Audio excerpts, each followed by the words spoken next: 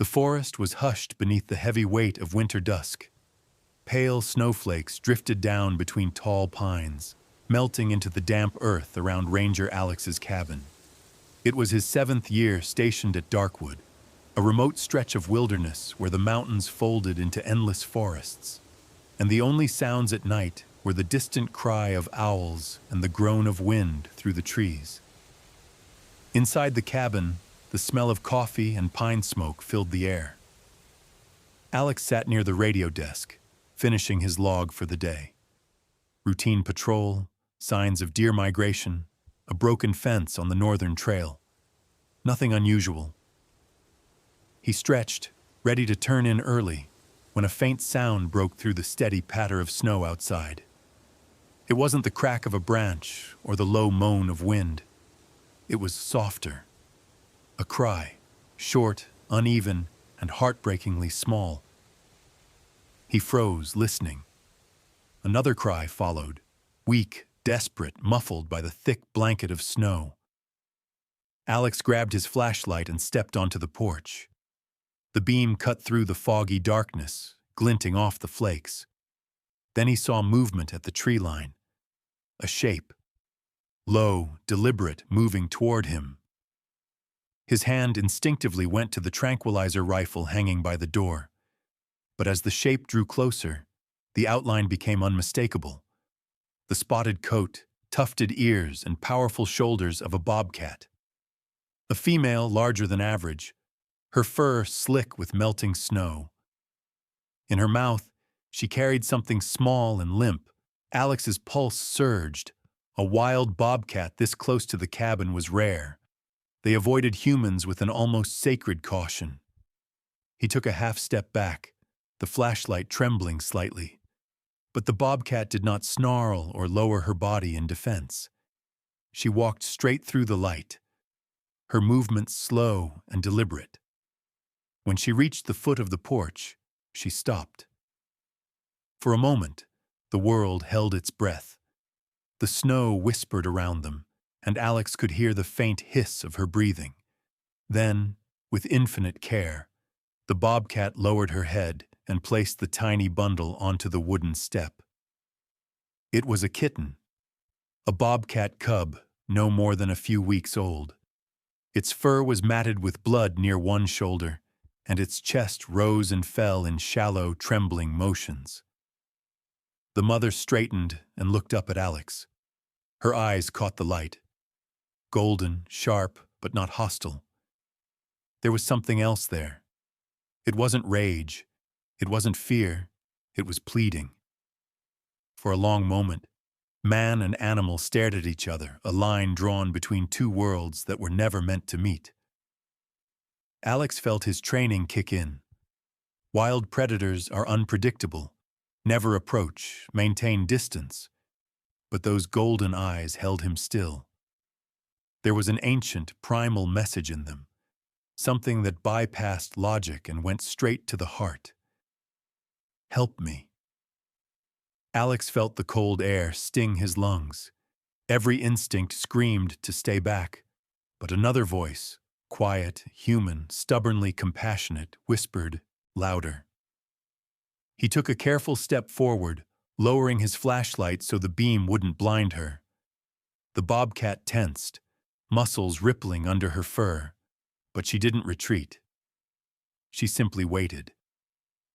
Alex crouched slowly, the snow crunching beneath his boots. The kitten's breathing was faint, ragged. A dark gash crossed its small shoulder, still bleeding.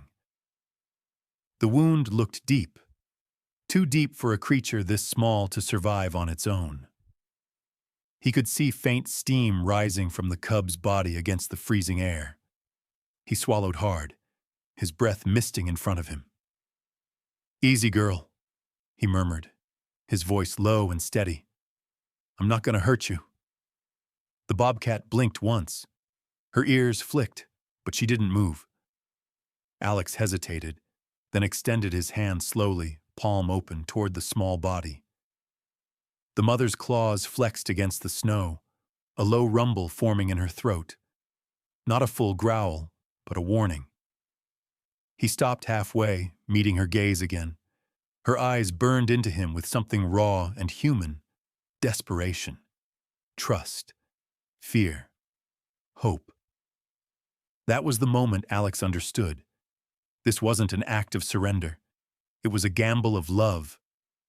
The mother was placing her faith, her cub's life, in the hands of a creature she should have feared. The thought nearly broke him. He took a deep breath and crossed the final distance, lifting the tiny cub with both hands. Its body was alarmingly light. Warm blood seeped through his gloves. Behind him, the cabin door creaked in the wind. The bobcat stood motionless, only her tail twitching once before she lowered her head, watching. As Alex turned toward the cabin, he felt the weight of the moment settle over him like the falling snow. Fragile, impossible, sacred. He stepped inside, closing the door gently behind him, carrying the wounded cub toward the dim light and warmth. Outside, through the thin wooden wall, he could still feel her presence, silent, waiting, her breath mingling with the rhythm of the forest. The cabin door shut with a muted click, sealing out the wind and snow. Inside, the faint crackle of the wood stove pushed back the cold, casting flickering shadows across the log walls. Alex moved quickly, laying the small bobcat cub on the worn wooden table beneath the lantern light. Its breathing was shallow, the tiny chest struggling for air. He tore open his emergency kit: gauze, disinfectant, a pair of small surgical scissors.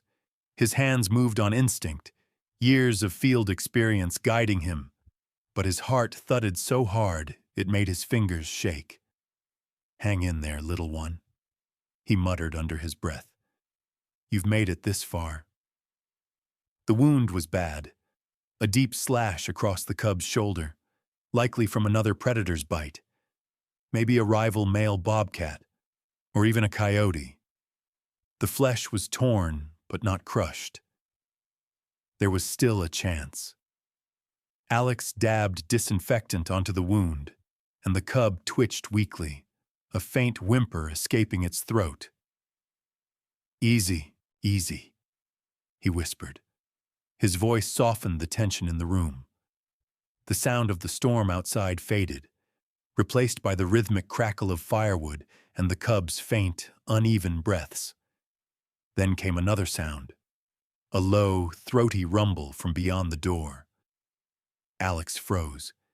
He turned off the lantern light for a second and peered through the frosted window. There she was. The mother bobcat sat just outside the porch, half hidden in the snow. Her body was coiled in stillness, but her eyes burned through the night. She hadn't left. She was keeping vigil, guarding the cabin where her cub now lay. For a moment, Alex simply stood there, staring through the glass. The raw devotion in her posture, the way she faced the door, unflinching against the storm, hit him like a wave. He whispered into the dark, "You trusted me. I won't let you down." He turned back to the cub. The bleeding had slowed. Alex threaded the needle with trembling hands and began to stitch the gash closed, one careful pull at a time. Each movement was deliberate, each knot tied as if sealing a silent promise. Minutes blurred into hours. The fire burned low, and the storm outside deepened. Occasionally, he'd glance toward the door and catch the faint shadow of the bobcat mother, still there, unmoving. The air between them, the thin wooden wall, carried something wordless, a fragile bond forged by fear and faith. At last, the final stitch held. Alex covered the wound with gauze and wrapped the cub in a thick flannel blanket. He placed it near the stove, adjusting the heater's angle to keep the temperature steady. The cub stirred slightly, letting out a tiny rasping sound. Not quite a meow, not quite a growl. It was alive, barely, but alive. Alex exhaled, sinking onto the floor beside the table. The tension in his shoulders finally broke, leaving only exhaustion and awe. He leaned his head back, eyes half closed, listening to the soft, rhythmic hum of the cub's breathing. Outside, snow continued to fall. Through the window, he could just make out the faint outline of the mother, a dark silhouette against the silver-white night. She hadn't moved for hours. She wasn't pacing or prowling. She was waiting, her faith anchored to the warmth inside the cabin.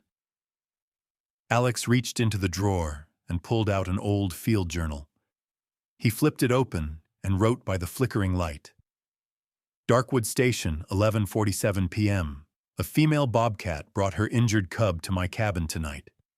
No aggression, no fear, only trust.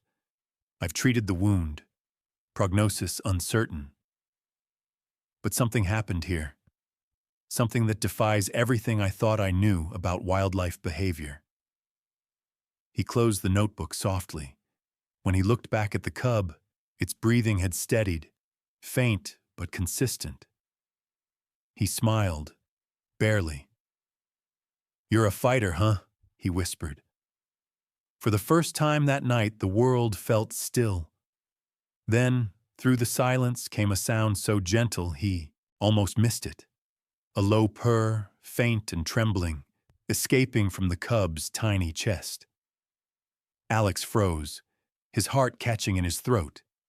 It was weak, yes, but unmistakable. The little creature was fighting back. Outside, the mother let out a single muted chirp, the kind bobcats use to call their young. Alex rose, walked to the door, and opened it just enough to look out. The mother bobcat lifted her head. For a moment, their eyes met again, and in that silent exchange, the tension of the night dissolved into something wordless and pure. He didn't step out, and she didn't come in. They didn't need to. Between them, the snow kept falling, a curtain of quiet trust binding two very different hearts under one winter sky. The cabin had grown silent again, except for the faint hiss of the fire and the slow, rhythmic breathing of the wounded cub. Outside, the storm pressed against the windows, filling every gap with wind and whispering snow.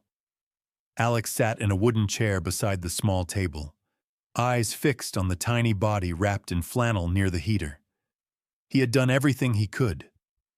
The wound was cleaned, stitched, and covered. The cub had a small injection of antibiotics and fluids, but its survival now depended on something far less predictable: the will to live. Every few minutes, Alex reached out to rest a hand on the cub's side, feeling for the faint, fluttering rhythm beneath his palm. Each breath that rose against his fingers was a fragile promise. Each pause between was a knife. He thought about the mother outside, sitting in the storm. It was nearly midnight, and she hadn't moved from her spot by the porch. Through the window, he could see her outline, a quiet sentinel of fur and instinct. Snow had begun to pile on her back, yet she stayed. There was no pacing, no restlessness, just waiting. Alex poured himself a cup of lukewarm coffee, the bitterness grounding him against the tide of exhaustion. His reflection in the window looked older than he remembered, eyes rimmed with fatigue, beard shadowed, expression hollowed by the weight of the night. He had seen death before. Out here it was a daily rhythm, deer lost to coyotes, birds to storms, sometimes even humans to the wilderness. But this felt different. It wasn't about survival of the fittest. It was about trust. A wild creature surrendering her cub to the hands of a stranger. That trust now lived, breathing faintly on his table. A sudden gust rattled the cabin door, snapping Alex out of his thoughts. He checked the heater again. Steady warmth, enough to keep the cub's body temperature stable. Then he noticed a faint twitch, the cub's paw flexing weakly under the blanket. He leaned closer, watching. The cub stirred, its tiny claws catching the edge of the flannel. Its head lifted barely an inch before dropping again. Still conscious, still fighting. Alex couldn't help but smile, the tightness in his chest easing for the first time since the mother appeared. He whispered, "That's it. Keep breathing, little one. Just breathe." Outside, a soft chirping sound came through the storm. The mother's call again, faint but steady. Alex moved to the window and lifted the curtain slightly. The bobcat sat motionless, her head raised toward the cabin, ears pointed forward, listening. He spoke quietly, his breath fogging the glass. "She's still alive. You did the right thing bringing her here." The mother tilted her head slightly, as if she understood. Alex knew she couldn't hear his words. Not really. But something deeper than words was at work. A kind of recognition that needed no translation. He checked the cub's breathing one more time, then leaned back in his chair, eyes growing heavy. The fire crackled softly, painting the room in shades of amber and shadow. Outside, the wind began to die down. Snow muffled the world in stillness. Alex fought sleep, afraid that if he closed his eyes too long, the fragile rhythm beside him might stop. So he sat there, half awake, half dreaming, while two hearts on opposite sides of a door kept watch over the same tiny pulse of life. The night deepened into a heavy blue silence. The fire in the stove burned low, its glow no longer bright, but pulsing like a heartbeat inside the room. Alex hadn't moved in what felt like hours. He sat hunched forward, one hand hovering above the cub's chest, feeling the faint rise and fall beneath the layers of blanket. Then, without warning, the rhythm faltered. Alex froze. He pressed his palm gently against the cub's ribs. Nothing. The breath had stopped. "Hey," he whispered urgently. "Come on, stay with me." He unwrapped the cub from the flannel, his fingers shaking. Its head lolled to the side, eyes half open but unfocused. No movement, no sound. The silence pressed in like a weight. "Don't do this," Alex muttered. He rubbed the cub's side with his thumb, gentle but firm, trying to stimulate a response. Nothing. The room felt suddenly colder, the still air thick with dread. He bent closer, his ear nearly touching the cub's mouth. And there it was, a faint, uneven gasp. Weak, but real. "Okay," he breathed out, relief flooding through him. "Okay, you're still here." He adjusted the heater's angle, increasing the warmth, and massaged the cub's chest again. Tiny tremors rippled through its body. The weak gasps became shallow but steady breaths. Alex felt tears sting his eyes, a mix of exhaustion and desperate gratitude. He didn't even realize he was whispering again. "That's it. You're fighting. That's what I need you to do. Just keep fighting." He sat back, his hands trembling in the lamplight. Every muscle in his body ached, but the small, flickering breaths beside him pulled him through the fatigue. The cub was alive, clinging to life by sheer instinct. Outside, a sound broke the silence. A low growl, deep and vibrating through the cabin walls. Alex turned his head toward the door. The mother bobcat was closer now, her shadow just beyond the threshold. He could see her through the small window pane, her golden eyes wide and glowing, reflecting the firelight. She must have sensed the moment of danger. Her tail lashed once, slow and tense, Her muscles coiled with the kind of energy that only comes from fear.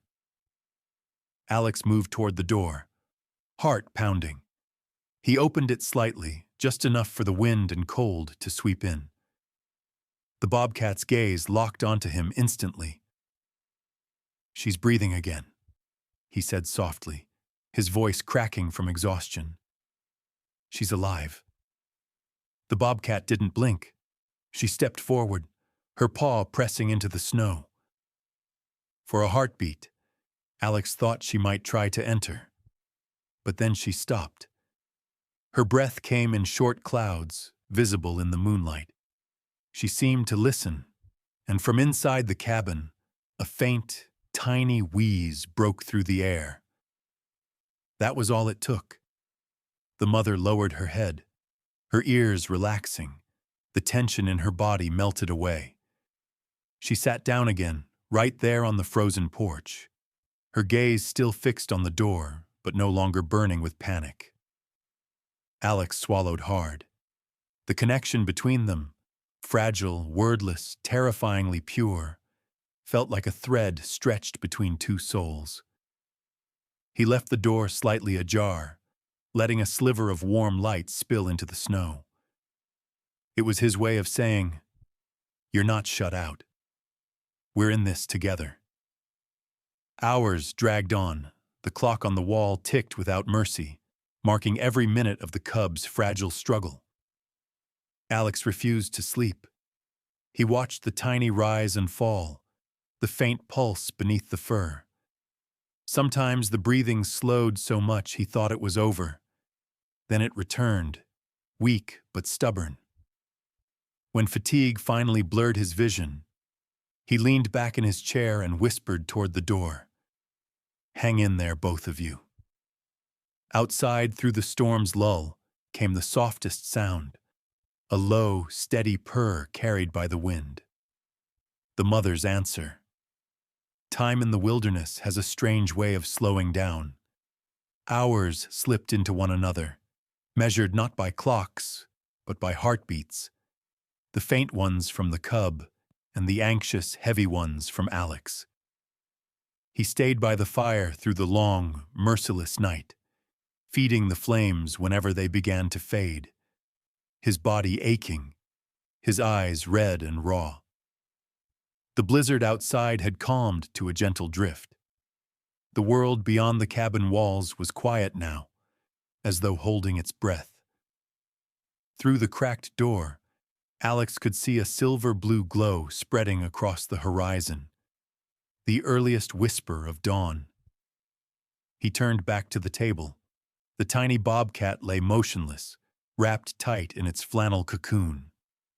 For a terrifying moment, he thought the breathing had stopped again. He pressed 2 fingers lightly against its side. There, a pulse. Weak, but steady. The cub's chest rose and fell in slow, rhythmic motion. Alex exhaled a long, trembling breath he didn't realize he'd been holding. His eyes blurred with relief. "You did it," he whispered.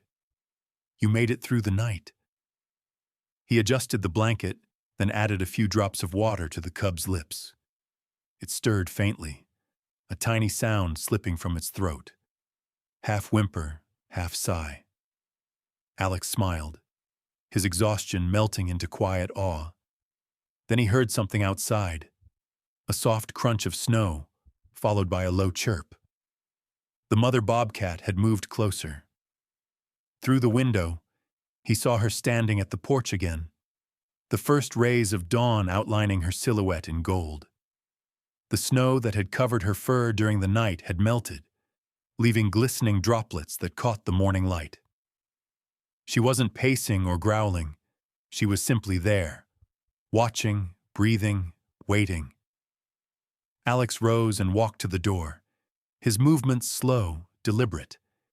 He opened it just enough to let the cold air in. The bobcat didn't flinch. Her ears flicked forward, alert but calm. "She's going to be okay," Alex said softly. His voice was rough, cracked with fatigue. "Your baby's safe now." The bobcat's eyes glowed amber in the sunrise. For a long, silent moment, she looked at him, not through him, but into him, as if weighing the truth of his words. Then, almost imperceptibly, she lowered her head.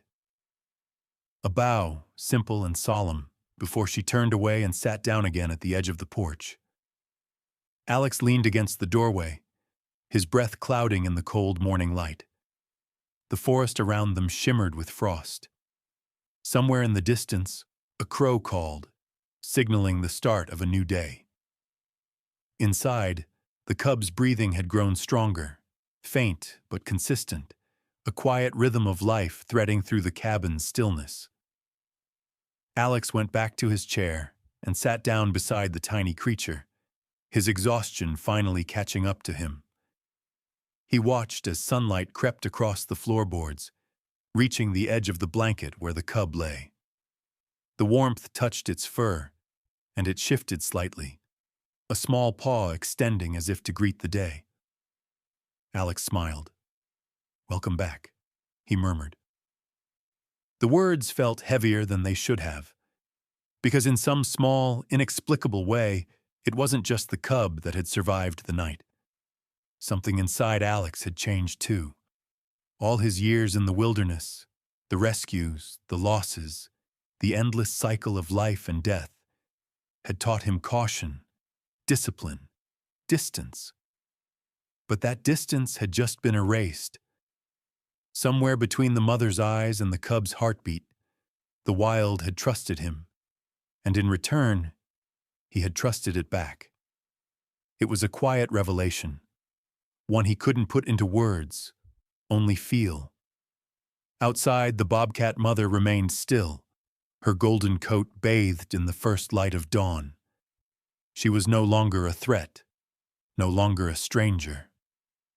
She was a guardian, keeping watch, not over her cub now, but over the fragile bridge of trust that connected their two worlds.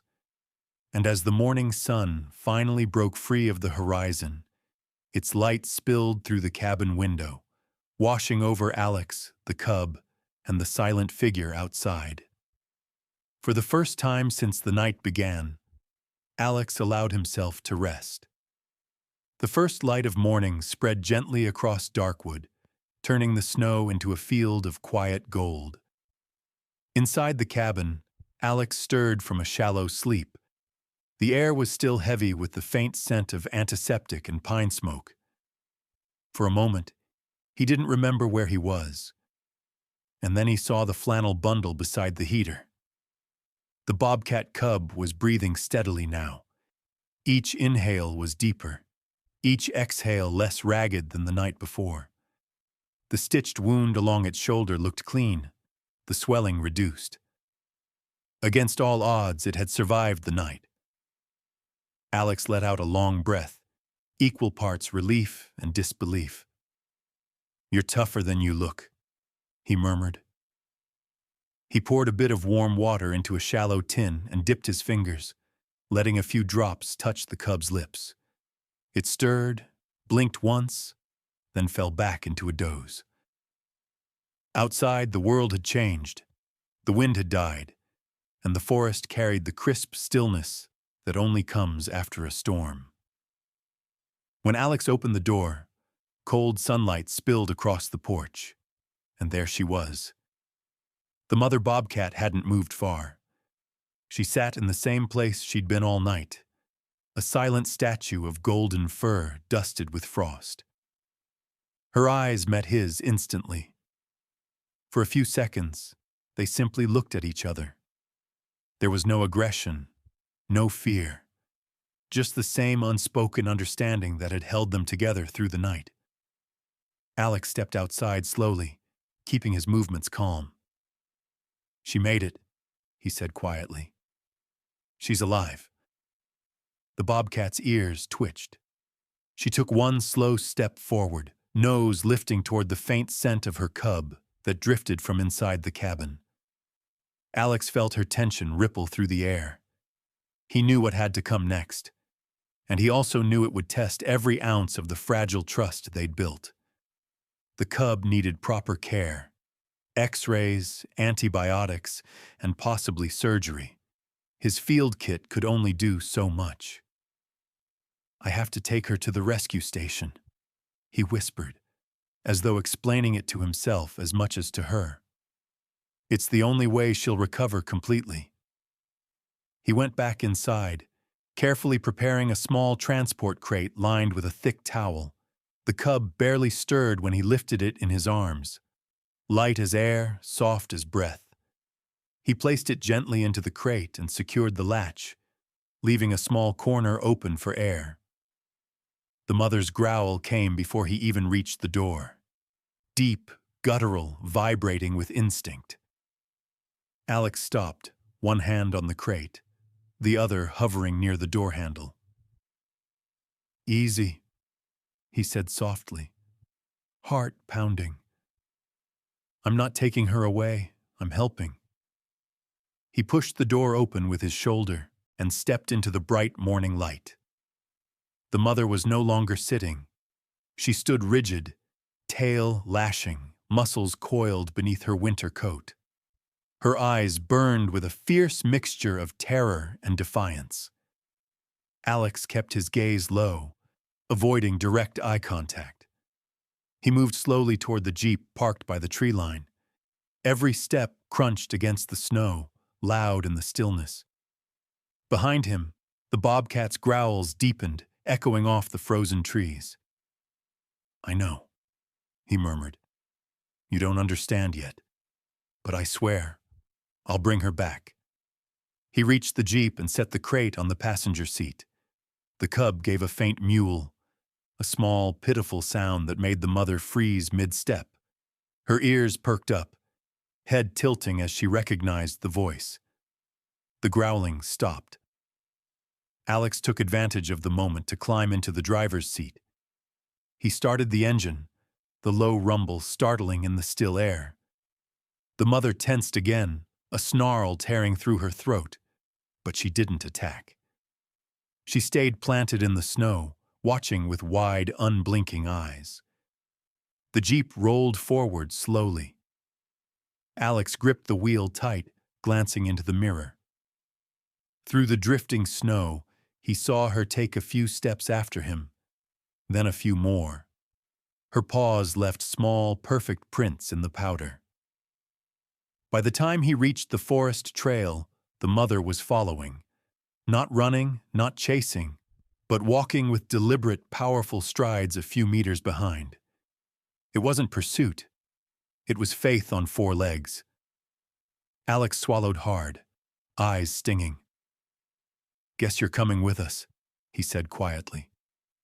The road stretched ahead, winding through the sleeping forest.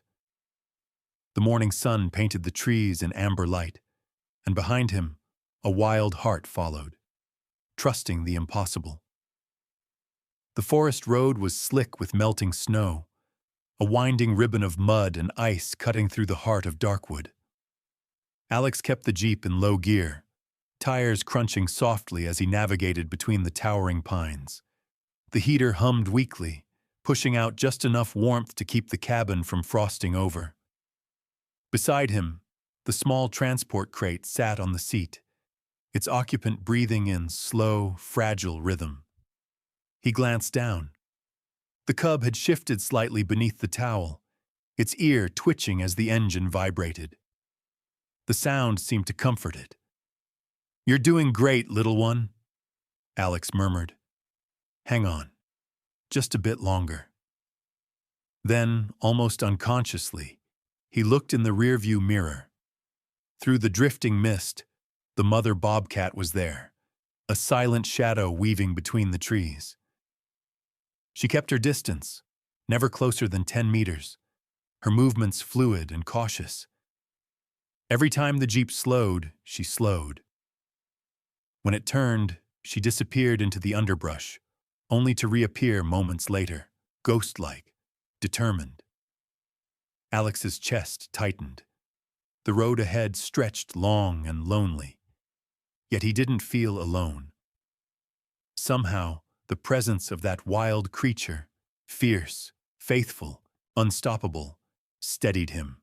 A sudden noise broke the calm. The jeep hit a rut, jolting violently. The crate rattled. The cub let out a tiny cry, high-pitched and pained. Immediately, from somewhere behind, came an answering roar, short, guttural, and wild. Alex's pulse spiked. He looked in the mirror again. The mother was running now, bounding through the snow, her powerful legs cutting through drifts as she closed the distance. "Easy, easy," Alex muttered, easing off the gas. "She's scared." He slowed the vehicle until it rolled almost to a stop. The Bobcat leapt onto the trail, landing squarely behind the jeep. Her breath came out in visible clouds, ears pinned back, tail twitching. She looked like pure fury, but her eyes betrayed something else. Panic. Alex turned in his seat, lifting his hands in a calming gesture. "She's okay," he said softly, voice steady. "You can hear her, can't you? She's fine." As if on cue, a faint rustle came from the crate. The cub shifting again, letting out another small, tired sound. The mother froze mid-step. Her ears flicked forward, and she stopped growling. For a long moment, she simply listened. Then she lowered her head. The tension drained from her body, and she stepped aside, pacing along the edge of the trees, resuming her quiet pursuit. Alex let out a slow, shaky breath. "You're incredible," he whispered. The jeep rolled on. The trees thinned as the sun climbed higher, spilling gold through the forest canopy. In that soft morning light, the snow began to glitter like powdered glass. The world seemed to hold its breath, suspended between fear and faith. Alex caught glimpses of the Bobcat every few minutes. A flash of golden fur, the ripple of muscle, the steady gleam of her eyes. She never faltered, even as the road turned rougher, even as the scent of human civilization began to taint the wind. By the time the rescue facility came into view, a low building nestled against the tree line, its steel roof gleaming in the sun, Alex felt the knot in his chest begin to ease. He parked in the gravel lot, engine idling softly. The mother appeared at the edge of the woods, half hidden among the brush. Her ears twitched at the sound of the jeep, her muscles coiled with uncertainty. She could smell the unfamiliar, diesel, disinfectant, and the distant hum of other animals. Alex opened the door slowly and stepped out. The cold hit his face like a wave, but the air was bright and clean. He moved around the jeep, lifted the crate carefully, and set it down near the entrance of the facility. The cub stirred again, eyes fluttering open just enough to see light. From behind him, he heard soft movement, the mother's paws brushing against gravel. He turned slightly, careful not to make it look like a challenge. "It's okay," he said. "You've come this far. You can trust me one more time." The Bobcat hesitated, one paw raised, mid-step. Her breath misted in the sunlight, her gaze flicking between him and the crate. Then, finally, she lowered her paw and sat down near the parking line, her body tense but unmoving. The veterinary staff inside had already noticed the scene. A ranger standing by a jeep, a crate in hand, and a Bobcat watching from the trees like a silent guardian. One of them stepped forward, awe written across her face. Alex nodded toward the crate. "She found me," he said simply, "and she asked for help." The words hung in the cold air, strange and impossible, yet absolutely true.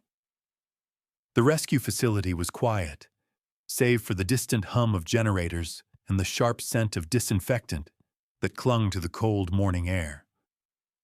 Inside, fluorescent lights buzzed softly, reflecting off rows of stainless steel tables and medical equipment. Alex moved quickly, cradling the small crate against his chest. As soon as he stepped inside, Dr. Ana Torres, the lead wildlife veterinarian, met him halfway down the corridor. She was still pulling on her gloves, her brown hair tied back in a messy knot. "Another rescue?" she asked, eyes already scanning the crate. Alex shook his head, his voice low and strained. "Not a typical one. Found her outside my cabin last night. She's hurt bad. Deep laceration on the shoulder, possible fracture." Dr. Ana crouched and peered through the wire grate. The small bobcat cub lay still inside, chest rising and falling in fragile rhythm. The stitched wound looked raw under the harsh lights. Anna's brows furrowed. "She's young," she murmured. "Maybe 8 weeks. How'd she even survive the night?" Alex hesitated, then said softly, "Her mother brought her to me." Anna's head snapped up. "Brought her?" "Carried her right to my doorstep," Alex continued. "Waited outside all night while I treated her. She followed the jeep all the way here." For a moment, Anna simply stared at him, disbelief flickering across her features. "You're serious?" He nodded. "She's still out there, watching." They exchanged a brief, wordless look, the kind that said everything that words couldn't. Then Anna straightened. "Let's move. We'll prep for surgery now." They carried the cub into the operating room. The sterile space filled quickly with the organized chaos of emergency work. Gloves snapping, instruments clinking, the rhythmic beep of monitors warming up. Alex stood at the corner of the room, scrubbing his hands and pulling on a mask, ready to assist. The anesthesia mask slipped gently over the cub's muzzle. The little body tensed once, then went limp. Anna leaned over the examination table, eyes sharp with focus. "Fracture confirmed," she said after a quick X-ray. "Humerus midshaft, not clean but repairable." Alex handed her the tools she called for, each metal sound crisp in the silence. Time blurred into a haze of concentration. Gauze, sutures, clamps, plates. Anna's hands moved with the precision of someone who had done this 100 times before, but still treated every patient like it was the first. Outside the large window, the world was bright and still. Beyond the parking lot, near the tree line, the mother bobcat's silhouette sat half-hidden in shadow. Occasionally, she shifted her weight, ears flicking toward the faint noises of the operating room. At one point, a technician paused to glance out and whispered, "She's really just waiting there?" Alex nodded. "She hasn't left since we arrived." The young technician shook his head in quiet awe. "That's unreal." Inside the room, the surgical rhythm continued. The sound of suction, the delicate grind of bone against steel as the fracture was aligned. The cub's heartbeat on the monitor wavered once, dipping low. Anna's eyes narrowed. "Stay with me, little one," she whispered. Alex's throat tightened. The steady tone returned a moment later, fragile but persistent. When Anna finally placed the last stitch and stepped back, her voice softened. "Fracture's set. We'll keep her under observation for 24 hours. But she's going to make it." Alex exhaled, his shoulders sagging. He hadn't realized until that moment how tense he'd been holding himself. He looked toward the window again. The mother was still there, a golden sentinel under the pale sky. Her patience more powerful than any prayer. By the time the surgery ended, the winter sun had climbed high enough to melt the morning frost from the windows. Inside the recovery room, the air was quiet again, sterile, warm, and humming with the faint rhythm of life support monitors. The bobcat cub lay beneath a soft fleece blanket on a heated pad, its breathing slow and steady under the sedative's lingering haze. A small bandage crossed its shoulder, where the stitches glimmered faintly beneath the light. The fight was not over yet, but the hardest part was. Alex stood by the table watching the rise and fall of the cub's chest, as if hypnotized. The tension of the last 24 hours finally began to drain from his body. He realized his hands were trembling, not from cold, but from the release of everything he'd been holding back. Anna came up beside him, removing her gloves with a quiet snap. "You did the right thing, Alex," she said softly. "If you hadn't acted when you did, she wouldn't have made it through the night." He nodded, eyes still on the cub. "She made it because her mother didn't give up." Anna followed his gaze toward the window. The mother bobcat was still there, sitting just beyond the fence line, a golden blur among the birch trees. Her posture was rigid, her focus unwavering. She didn't pace or cry out. She simply waited. "Most animals would have run off by now," Anna said. "She's not like the others." "No," Alex murmured, voice barely audible. "She's something else." They stood there for a long moment, saying nothing. Words felt clumsy beside the purity of what was unfolding outside, a wild creature, trusting a human enough to stand guard instead of flee. Hours passed. The cub's breathing grew stronger. Every so often its paw twitched beneath the blanket, a small sign that consciousness was near. When the sedative began to fade, Alex leaned closer, whispering gently, "You're safe now. You can rest." The cub's eyes fluttered open, cloudy, confused, but alive. It blinked once, twice, then let out a soft, broken mewl.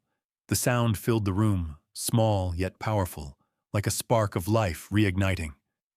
Outside, the mother reacted instantly. Her ears snapped forward, head rising. She took a few steps closer to the fence, pressing her nose against the cold wire mesh. Alex felt his throat tighten. "She heard her," he said quietly. Anna smiled faintly. "She knows." Alex walked to the door and stepped outside into the crisp afternoon air. The scent of pine and melting snow filled his lungs. He stopped a few meters from the fence, close enough for the mother to see him clearly, but not close enough to threaten. The bobcat stood tall now, the sunlight catching in her amber eyes. Her gaze flicked from him to the building behind him, as if to confirm her cub's presence inside, then back to him. For a heartbeat, the world went perfectly still. Alex slowly lowered his head, a small gesture of respect, of gratitude. "She's alive," he said softly. "You did it." The bobcat didn't move. Then, after a long pause, she bowed her head too. A subtle dip, deliberate and calm. It wasn't submission. It was acknowledgement. That single motion broke whatever barrier still remained between them. Alex felt something inside him loosen. A quiet, profound understanding that didn't need language. The mother turned then, padding silently toward the edge of the forest. She didn't look back this time. She didn't need to. Alex watched her disappear into the trees, her golden coat melting into the shadows. He stood there long after she was gone, the snow crunching softly beneath his boots, the faint sound of the cub's breathing echoing through the open door behind him. It struck him then. This wasn't just a rescue. It was an agreement, ancient and unspoken, between man and wild. And for the first time in years, as the wind moved gently through the birches, Alex felt the wilderness not as something to manage, but as something that trusted him back. 3 days later, the storm had cleared completely. The rescue center glowed in the morning sun, its windows reflecting the snowy ridges of the surrounding forest. Inside, The small recovery room hummed softly with the steady beat of monitors and the low murmur of staff moving between cages. The bobcat cub had improved remarkably. Its shoulder was wrapped in a clean bandage, and the fracture had begun to mend. Though still weak, it was alert, golden eyes blinking curiously each time someone passed by. It even managed to lift its head, a clumsy but determined motion that made the entire staff pause and smile. Alex arrived early that morning, carrying a duffel bag and a look of quiet pride. He'd barely slept since the night of the rescue, his mind replaying every heartbeat, every fragile breath. When Dr. Anna met him at the door, she was smiling. "She's ready," Anna said. "At least as ready as she'll ever be for the next step." Alex's eyebrows lifted. "You mean she can go home?" Anna finished. The words hit him harder than expected. Home.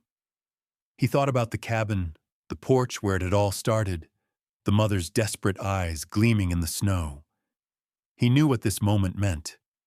They moved carefully, wrapping the cub in a soft blanket before placing it back into the small transport crate. The cub didn't struggle this time. It only blinked up at Alex with quiet trust, the faintest rumble of a purr vibrating through its chest. As he carried the crate to his jeep, the staff followed him to the door. "You'll let us know how she does out there?" Anna asked. Alex nodded. "I owe her that much, and her mother too." He placed the crate in the passenger seat just as he had days before.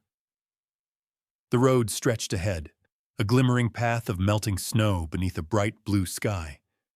But this time, it wasn't a road to a rescue. It was the road home. The drive through Darkwood was peaceful. The cub dozed quietly in its crate, breathing evenly. Every now and then, it would make a soft sound, a faint chirp that made Alex glance over and smile.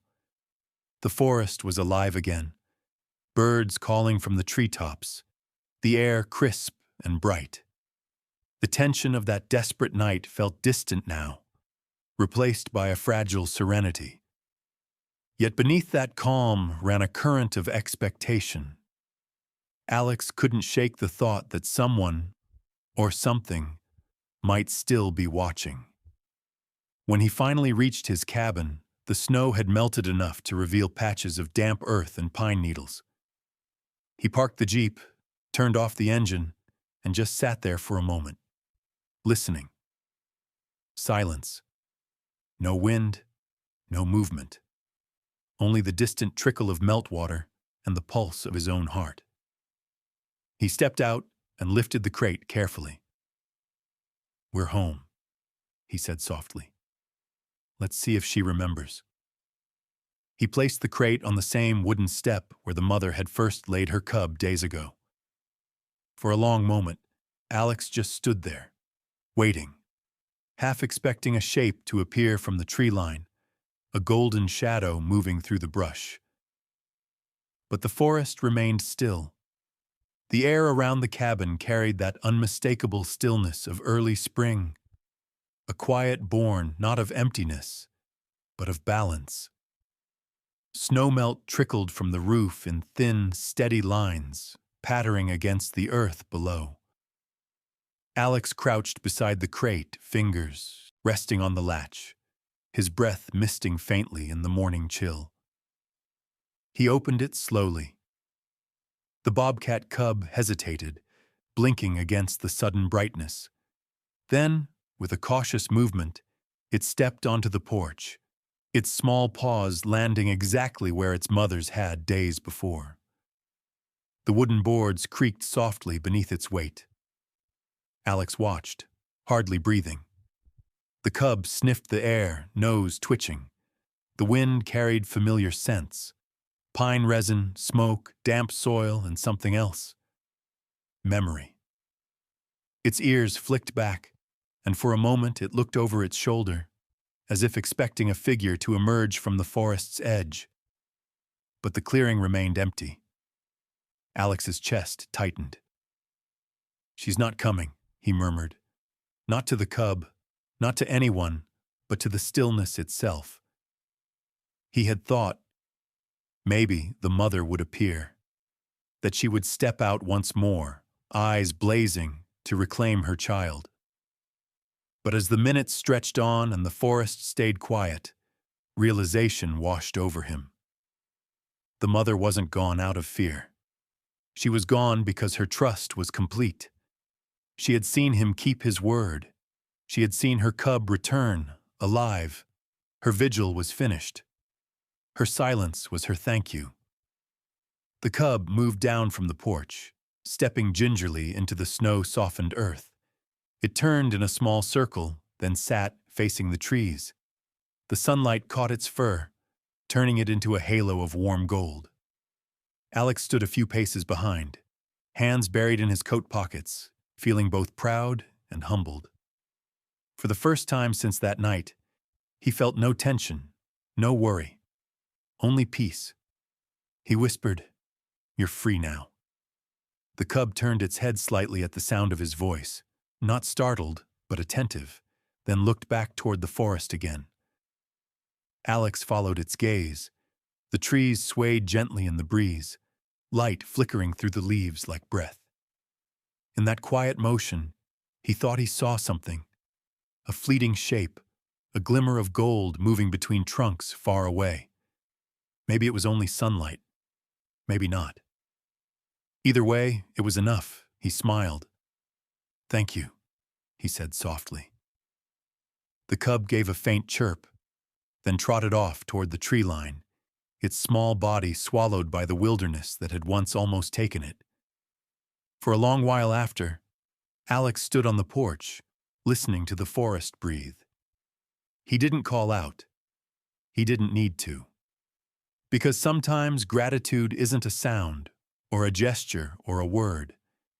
It's the quiet that follows when trust has already said everything that needs to be said. Weeks turned into months, and winter slowly surrendered to spring. The snow melted into streams that wove through the forest floor, and the pines stretched new shoots toward the sun. Life in Darkwood returned to its rhythm. Patrols, wildlife surveys, the quiet hum of nature's endless cycle. But for Alex, everything felt subtly different. Each morning, when he stepped out of the cabin, he found himself pausing on the porch, the same spot where the mother bobcat had once stood. Sometimes he imagined he could still feel her presence in the air, as if the wild itself remembered. Inside, the small crate sat empty beside his desk, cleaned and folded away. But Alex never moved it out of sight. It wasn't just a piece of equipment anymore. It was a reminder that trust, once given, carries a weight greater than any law of the wild. He visited the rescue facility often. The staff there had begun calling the cub Luna, after the faint, crescent-shaped scar that marked her left shoulder. The name suited her. Quiet strength, light in darkness. By early summer, Luna had grown remarkably. Her coat gleamed with health, and her movements had regained the graceful precision of her kind. Anna had begun the process of rewilding, minimizing human contact, reintroducing her to hunting instincts. Alex watched from behind a one-way glass wall as Luna stalked and pounced within a large enclosed habitat. "She's ready," Anna said one afternoon, clipboard in hand. "The injury healed perfectly. The muscle strength is back. She belongs out there again." Alex nodded slowly. Out there. The phrase carried both pride and ache. He spent that evening preparing a release site deep within the reserve, far from the human trails. The air was heavy with the scent of wet leaves and moss. He remembered the night she had been brought to his door, the trembling heartbeat in his hands, the mother's eyes glowing through snow and fear. Now, That tiny bundle of desperation had become a predator again. Sleek, powerful, free. On the morning of the release, the sky was clear and the forest bathed in gold. Anna drove out with Alex, the crate secured in the back of the Jeep. Luna was calm, her body low and still, golden eyes fixed on the shifting light beyond the bars. When they arrived, Alex opened the back door. The forest seemed to hold its breath. He crouched down beside the crate and unlatched it. For a moment, Luna didn't move. Then she stepped forward, muscles rippling under her coat, sniffing the wind. The air carried the scent of pine, rain, and something familiar. Home. Alex stepped back, giving her space. "Go on," he said softly. Luna turned her head slightly, meeting his gaze. For the briefest instant, something passed between them. Not memory, but recognition. Then, without sound, she padded into the trees. The forest swallowed her whole. Alex stood there long after she was gone, listening to the quiet. He smiled faintly, though the ache in his chest was sharp and deep. "She made it," he whispered. "She really made it."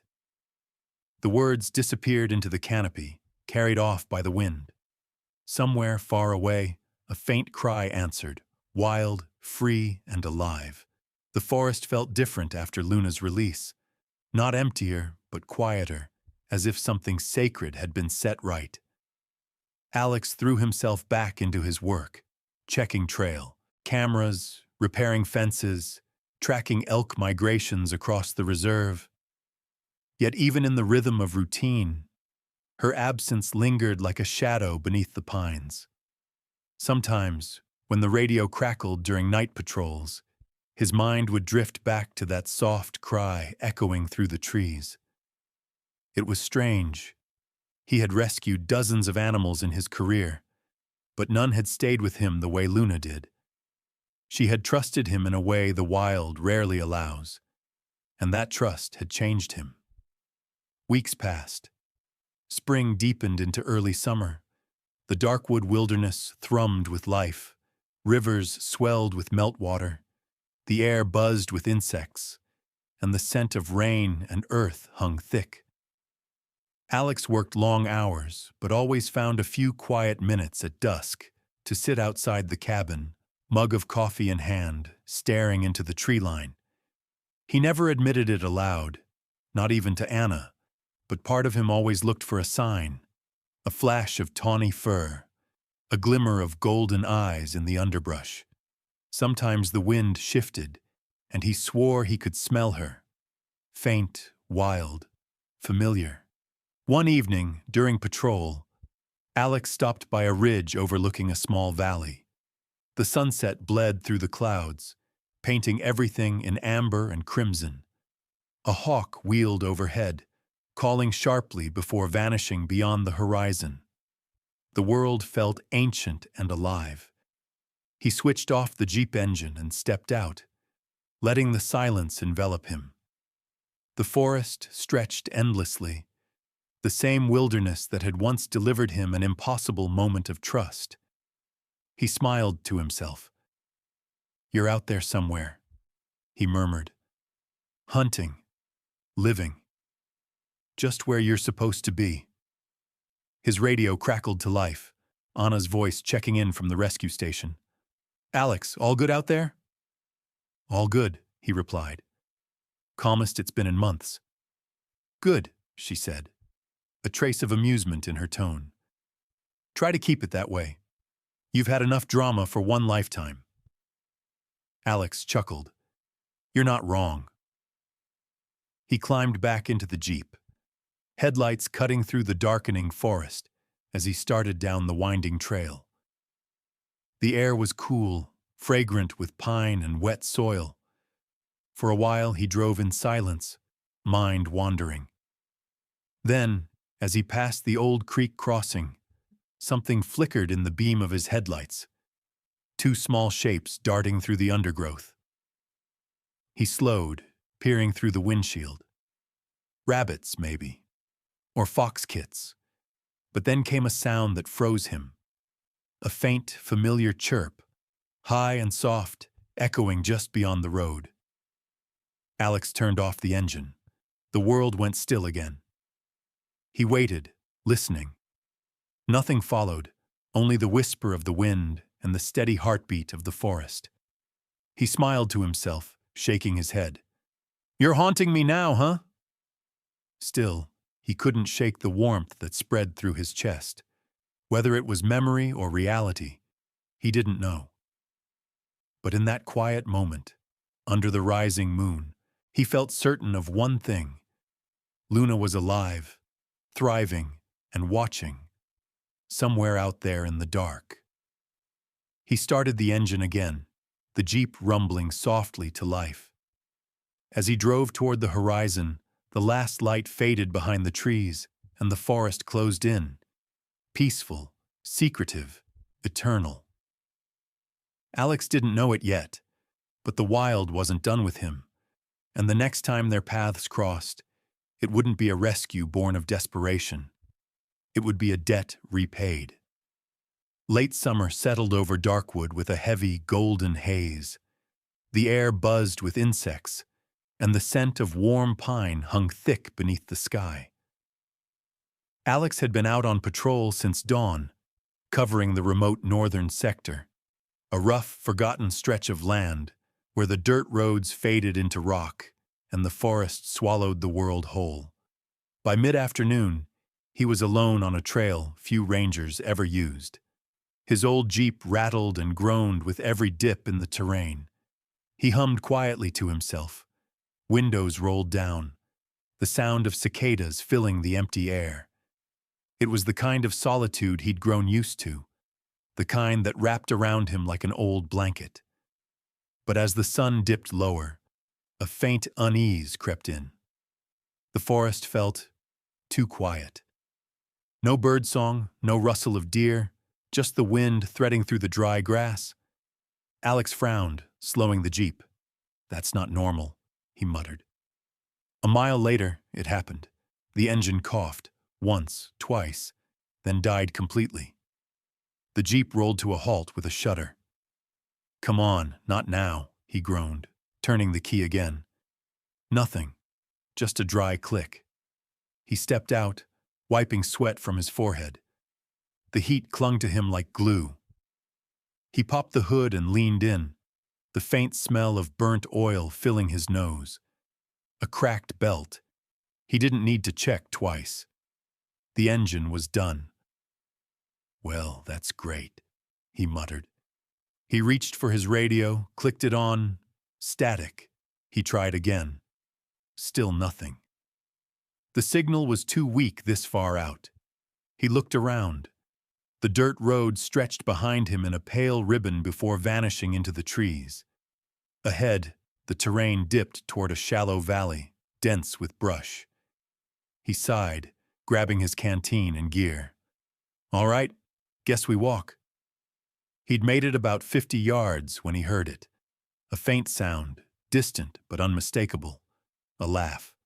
Not human. It came again. Low, warbling, sharp. Then another joined it, and another. The laughter grew into a chorus, echoing through the trees. Alex froze. "Coyotes," he whispered. He turned toward the Jeep, but it was too late. Shadows flickered at the edge of the clearing. 5, maybe 6 shapes moving low and fast. The cackling grew louder, crueler. They emerged from the brush, lean and hungry, coats ragged from summer heat. Their yellow eyes glinted with a predatory cunning that sent a chill down Alex's spine. One trotted forward, tail low, lips curling back to reveal sharp, stained teeth. Alex raised his arms, voice firm but calm. "Easy now. Back off." The lead coyote barked, a high, taunting sound. Another circled wide to his left. He took a slow step backward, heart pounding. He'd dealt with coyotes before, but never this many, and never with this look. Organized, deliberate. These weren't scavengers. They were hunters. He reached the jeep, pulled the door open and climbed inside just as the first coyote lunged. Its teeth snapped against metal with a hollow clank. Alex slammed the door shut, breath coming fast. The pack circled, their laughter rising to a fever pitch. One leapt onto the hood, claws scraping against the windshield. Another bit at the tires, tearing at the rubber. He grabbed his radio again, voice tight. "This is Ranger Alex at Darkwood Sector 9. Vehicle disabled, pack of coyotes surrounding. Request immediate—" Static. Damn it. The coyotes closed in, eyes glinting through the glass. The lead male stood in front of the jeep, hackles raised, jaws parting in a silent snarl. Alex's hands trembled as he reached for the flare gun on the seat beside him. He loaded it, keeping his eyes on the movement outside. His reflection stared back at him in the windshield, tired, alone, and cornered. He whispered, "Not like this." Then, from somewhere deep in the forest, the world changed. A sound rolled through the trees, low, thunderous, ancient. It wasn't the cry of a coyote or the wind. It was deeper. He felt it in his bones before he even heard it clearly. A roar. The coyotes froze. The forest went dead silent. The roar tore through the forest like thunder. It was deep, resonant, a sound that seemed to vibrate through the ground itself. The coyotes froze mid-step, their heads snapping toward the trees. Another roar followed, closer this time, rolling through the still air with primal force. Alex's pulse spiked. He strained to see through the windshield, breath fogging the glass. The forest, moments ago silent, now seemed alive with motion, branches shaking, birds exploding into flight. Then the trees parted. A blur of tawny fur and muscle burst from the shadows. A bobcat, larger than any Alex had ever seen, her coat rippling with power. She landed in the clearing with a growl so fierce it made even the laid coyote stumble back. Behind her, a second figure followed, leaner, younger, but equally magnificent. A young adult bobcat, its coat gleaming gold in the dying light, muscles coiled and ready. Its left shoulder bore a faint crescent scar. Luna. Alex's breath caught in his throat. "No way!" The coyotes regrouped, snarling, confusion giving way to panic. The lead male barked sharply, rallying the pack, but the two bobcats were already in motion. The mother struck first, a blur of claws and fury. She leapt onto the nearest coyote, her weight slamming it into the dirt. The sound of her snarl ripped through the clearing, sharp and savage. The coyote yelped, twisting free and bolting into the trees. Luna darted past her, low and fast, intercepting another that tried to circle the jeep. She moved with breathtaking grace, silent, precise, unstoppable. Her claws caught the predator across the muzzle, sending it spinning away with a shriek. Inside the jeep, Alex sat frozen, awe and disbelief warring in his chest. "You've got to be kidding me," he whispered. The pack broke formation, panic spreading like fire. Two fled immediately, tails between their legs. The remaining three hesitated, snarling uncertainly. The lead coyote lunged at the mother, and she met him head-on. The impact shook the ground. For a moment, all Alex could see was a blur of fur and snow and violence. Then the coyote stumbled back, bleeding from the shoulder, and the bobcat stood tall, her chest heaving, her eyes blazing gold. The young one, Luna, positioned herself beside her mother, shoulder to shoulder. She was no longer the fragile creature he'd held in his hands months ago. She was wild again, powerful, alive, radiant. Together, they faced the remaining coyotes. A low, synchronized growl rose from their throats, a chilling duet that cut through the forest. It wasn't just a warning, it was a declaration. The coyotes hesitated. Then, one by one, they broke and ran, vanishing into the trees. The lead male lingered a heartbeat longer, eyes glinting with defiance, until the mother took a single step forward. He turned and fled. And then, silence. Only the echo of heartbeats and the smell of torn earth remained.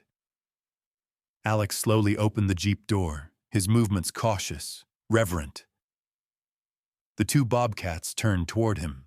The mother's ears twitched, her gaze sharp but calm.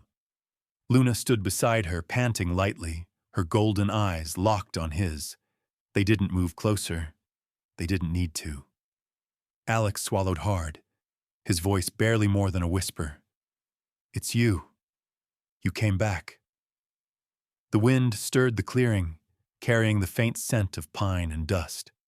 The mother blinked once, slow and deliberate, a gesture of calm. Luna's tail flicked once, as if acknowledging the words.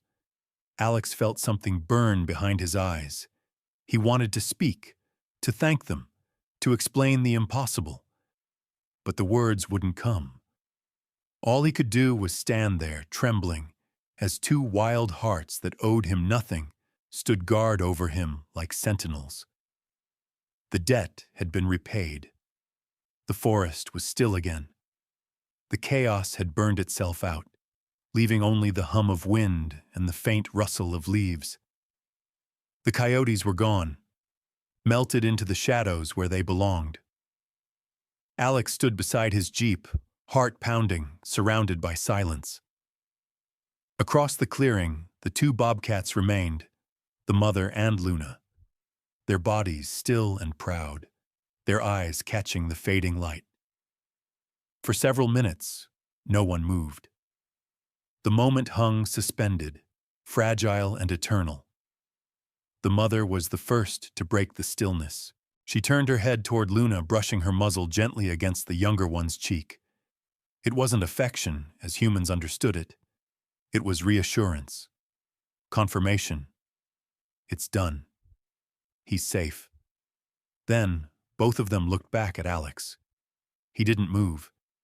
He didn't dare. He could feel the weight of their gaze. Not threatening, but solemn. It was the same look he had seen once before, on a snowy night months ago.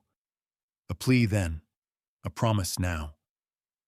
Slowly, he lowered his head in a silent nod. "Thank you," he whispered. His voice cracked in the stillness. The older bobcat's ears flicked once. Luna stood tall beside her, chest rising and falling in steady rhythm.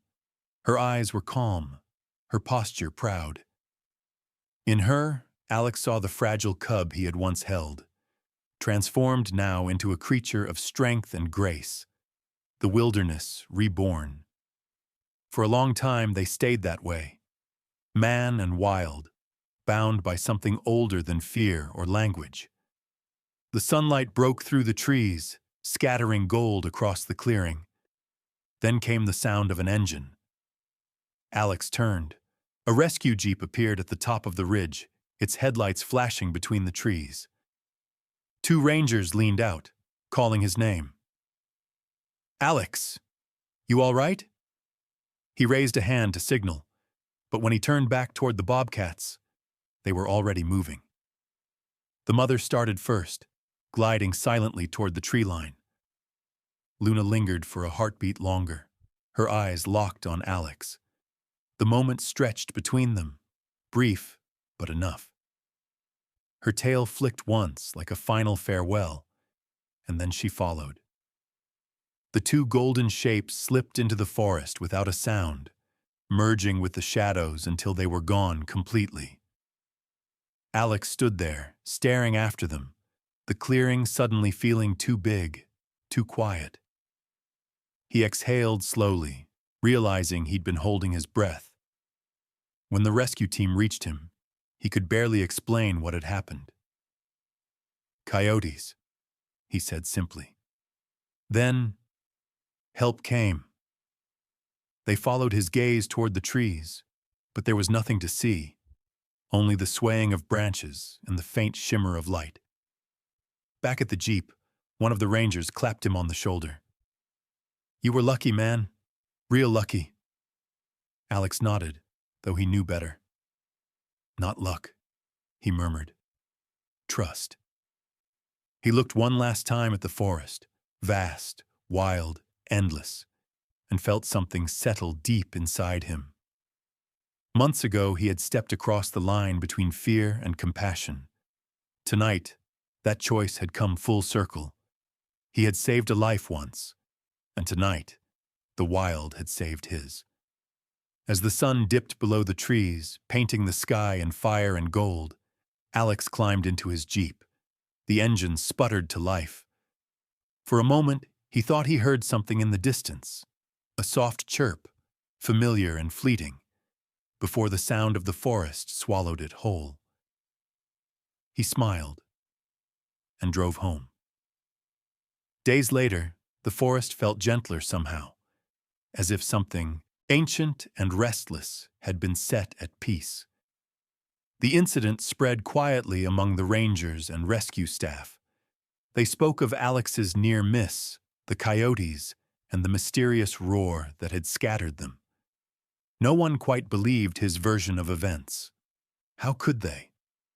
It sounded like myth, a wild fable told around campfires, impossible yet too beautiful not to imagine. But Alex didn't argue. He didn't need to. Back at his cabin, the days returned to their slow rhythm. The smell of pine smoke, the crackle of the stove, the distant call of ravens at dusk.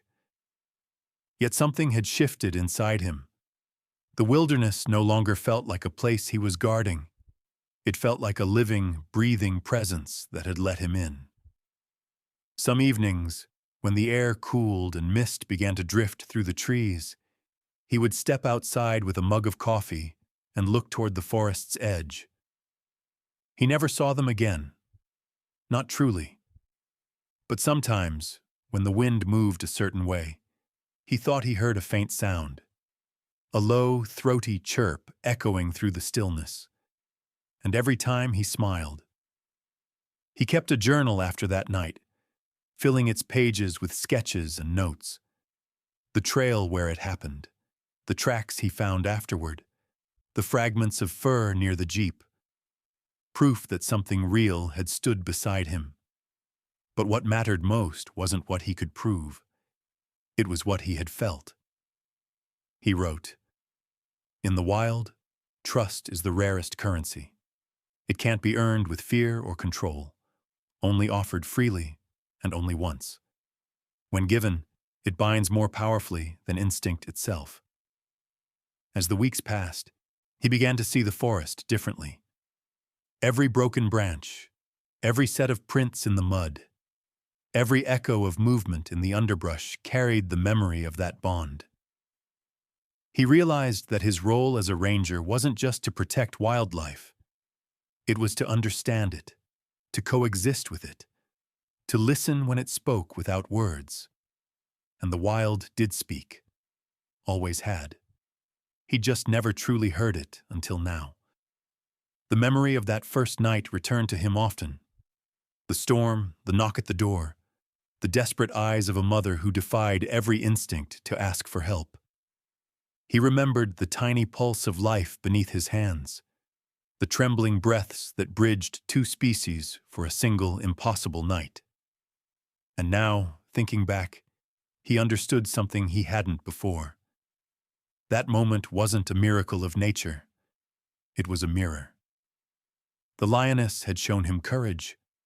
The cub, Luna, had shown him resilience. But what they had both taught him, what the wilderness itself had whispered, was far simpler. Compassion is never one-sided. To help another being, truly help, is to place part of yourself in their keeping. To save a life is to share it. The night Luna and her mother saved him, that truth had come full circle. It wasn't repayment. It wasn't balance. It was recognition. Two souls acknowledging each other's place in the same fragile order of things. Alex found himself talking about it less as the months went on, but living it more. He walked softer through the forest. He repaired fences slower, giving time for deer to pass. He learned the sounds of the wind through each species of tree, the sharp whisper of birch, the low sigh of pine. Sometimes, when a storm rolled in from the mountains, he'd watch lightning flash over the ridge and think of that first roar, deep and fierce and protective. It no longer scared him. It comforted him. He began to believe that empathy wasn't just a human trait. It was a universal language, one that didn't need words or reason, only presence. When visiting researchers later asked him about his incident, Alex smiled and gave the same quiet answer every time. "You wouldn't believe me if I told you." But in the solitude of his cabin, when the night deepened and the forest seemed to lean close to listen, he would speak softly into the dark anyway. "Thank you," he'd say, "for trusting me, for teaching me." And somewhere out there, beyond the reach of firelight, beneath the silver veil of moon and mist, a pair of golden eyes might blink once, watching. Not out of debt, not out of duty, but out of kinship. Because trust, once given freely, doesn't vanish. It circles back, quiet, invisible, and eternal, like the heartbeat of the wild itself. Autumn returned to Darkwood in quiet colors, the kind that didn't shout, but whispered. Leaves turned to copper and amber. The air carried a clean chill, and the rivers thinned into slow, reflective streams.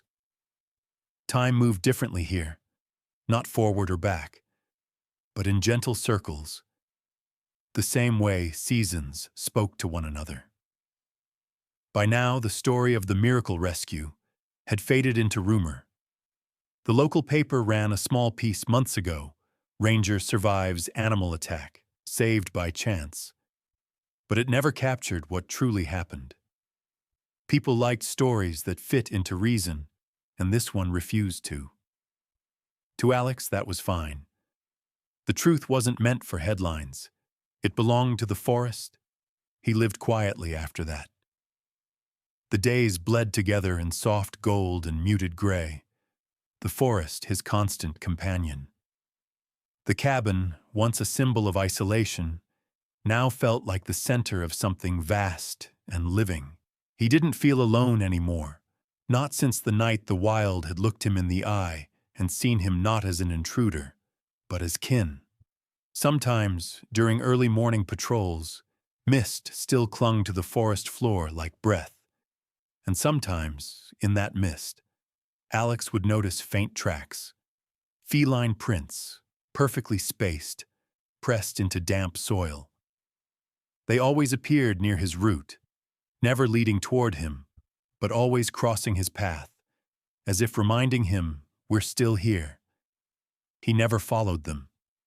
He didn't need to. Some things weren't meant to be pursued. They were meant to be respected. The forest had its own rhythm, and he had learned, finally, how to move in time with it. At night, when the fire burned low and shadows danced along the walls, he often found himself thinking about that first encounter. The snow, the eyes, the fragile heartbeat under his hands. He remembered how it had felt to gamble his safety for something he didn't understand, guided only by instinct and empathy.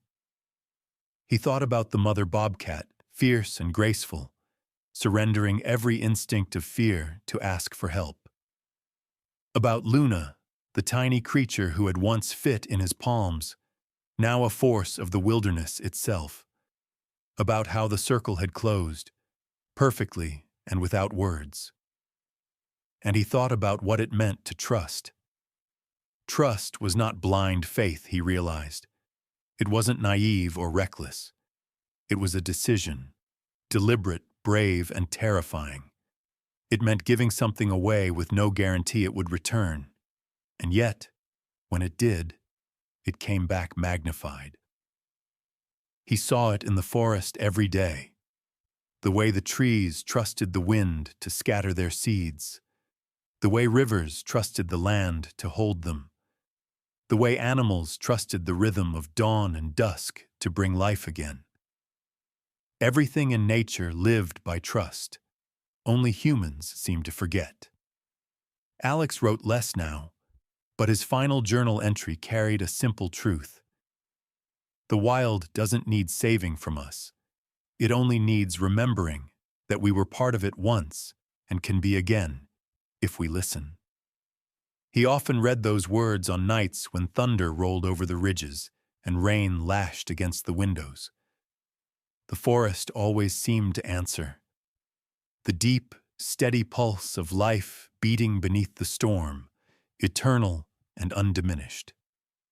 One evening, as the first snow of the new winter began to fall, Alex stepped outside and stood on the porch.